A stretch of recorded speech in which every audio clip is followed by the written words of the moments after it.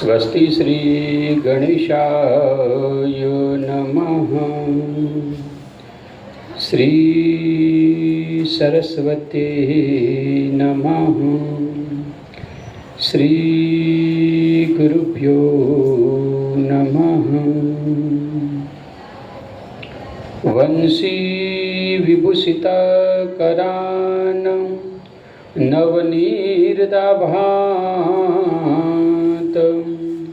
पीताम्बरधरुणबिम्बफलाधरोष्ठात् पूर्णेन्दुसुन्दरमुखाद् रवीन्द्रनेत्रात् कृष्णात् परम किमपि तत्त्वमहं न जाने।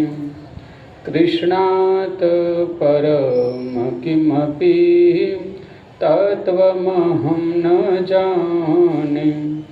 ॐ नमो भगवते वासुदेवाय। बोलो द्वारकाधीश की जय। ओम नमः पार्वती पतये हर हर महादेव हर। વૈશાખ માસ શુક્લ પક્ષની કથા। યુધિષ્ઠિરે પૂછ્યું કે હે ભગવાન, આ વૈશાખ માસ શુક્લ પક્ષમાં કયા નામની એકાદશી હોય છે, તેનું શું ફળ હોય તથા તેના માટે કઈ વિધિ છે? તો ભગવાન કૃષ્ણ બોલ્યા કે મહારાજ, પૂર્વકાળમાં પરમ બુદ્ધિમાન શ્રી રામચંદ્રજીએ મહર્ષિ વશિષ્ઠને આ જ વાત પૂછી હતી, જેને તમે આજે પૂછી રહ્યા છો। શ્રી રામે કહ્યું કે ભગવાન, જે સમસ્ત પાપનો ક્ષય તથા સર્વ પ્રકારના દુઃખોનું નિવારણ કરનારો વ્રતોમાં ઉત્તમ વ્રત હોય તેને હું સાંભળવા માંગુ છું। ત્યારે વશિષ્ઠ બોલ્યા છે, શ્રી રામ, તમે ઘણી ઉત્તમ વાત પૂછી છે।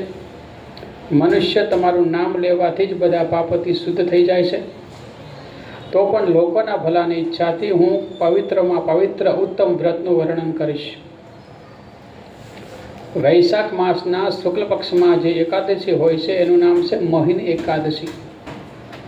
આ એકાદશી સર્વ પાપોને હરનારી છે અને ઉત્તમ છે। આ એકાદશીના વ્રતના પ્રભાવથી મનુષ્ય મોહજાળમાંથી મુક્ત બને છે, પાપ સમૂહથી છુટકારો પામે છે। સરસ્વતી નદીના રમણીય તટ પર ભદ્રાવતી નામની સુંદર નગરી છે। ત્યાં ધૃતિમાન નામના રાજા, જે ચંદ્રવંશમાં ઉત્પન્ન અને સત્ય પ્રતિજ્ઞ હતા, તે રાજ્ય કરતા હતા। એ જ નગરમાં એક વૈશ્ય રહેતો હતો, જે ધન ધાન્યથી પરિપૂર્ણ અને સમૃદ્ધશાળી હતો। તેનું નામ હતું ધનપાલ। તે હંમેશા પૂર્ણ કરવામાં જ રચોપચો રહેતો। બીજાઓને માટે પરબ, કૂવા, મઠ, બગીચા, તળાવ અને ઘર બનાવતો હતો। ભગવાન વિષ્ણુની ભક્તિમાં તેનો હાર્દિક અનુરાગ હતો। એ શાંત રહેતો હતો અને તેના હતા 5 પુત્ર: સુમના, ધૃતિમાન, મેઘાવી, સુકૃત તથા દૃષ્ટબુદ્ધિ। આ ધૃતબુદ્ધિ નામનો 5મો પુત્ર હતો। તે કાયમ મોટા મોટા પાપોમાં જ લાગેલો રહેતો હતો। જુગાર રમવો વગેરે વ્યસનોમાં તેની ઘણી આસક્તિ હતી। એ વેશ્યાઓને મળવા માટે લલચાતો હતો। તેની બુદ્ધિ ન તો દેવતાઓના પૂજનમાં લાગતી હતી અને ન પિતૃઓના તથા બ્રાહ્મણોના સત્કારમાં લાગતી હતી। તે દૃષ્ટાંતમાં અન્યાયના રસ્તે ચાલીને પિતાનું ધન બરબાદ કર્યા કરતો હતો। એક દિવસ તે વૈશ્યના ગળામાં હાથ નાખી ચોક પર ફરતો જોવામાં આવ્યો। ત્યારે પિતાએ તેને ઘરેથી કાઢી મૂક્યો તથા ભાઈઓએ પણ તેનો પરિત્યાગ કરી દીધો। હવે તે રાત દિવસ દુઃખ અને શોકમાં ડૂબેલો તથા કષ્ટ પર કષ્ટ વેઠતો રહીને આમ તેમ ભટકવા લાગ્યો। એક દિવસ કોઈ પુણ્યનો ઉદય થવાથી તે મહર્ષિ કૌટિલ્યના આશ્રમ પર જઈ પહોંચ્યો। વૈશાખ મહિનો હતો। તપોધન કૌટિલ્ય ગંગાજીમાં સ્નાન કરીને આવ્યા હતા। ધૃષ્ટ બુદ્ધિ શોકના ભારથી પીડિત થઈ મુનિવર કૌટિલ્યની પાસે ગયો અને હાથ જોડી સામે ઊભો રહી બોલ્યો કે હે બ્રહ્મન, મારા પર દયા કરીને કોઈ એવો વ્રત બતાવો જેના પુણ્યના પ્રભાવથી હું મુક્ત બનું.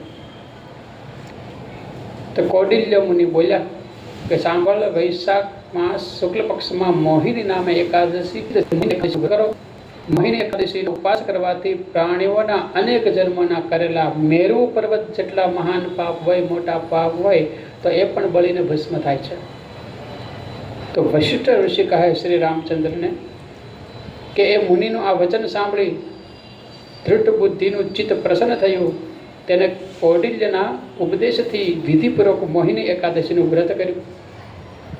આ વ્રતને કરવાથી તે નિષ્પાપ થયો, મોહમાંથી મુક્ત થયો, દિવ્ય દેહ ધારણ કરી ગરુડ પર આરૂઢ થઈ સર્વ પ્રકારના ઉપદ્રવથી રહિત થઈ વિષ્ણુ ભગવાનના ધામમાં ગયો છે. અંતે આ રીતે મોહિની એકાદશીનું વ્રત ઘણું ઉત્તમ છે.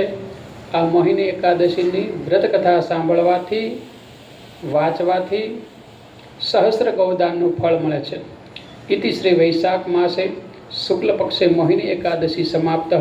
બોલો બાલ કૃષ્ણ લાલ કી જય.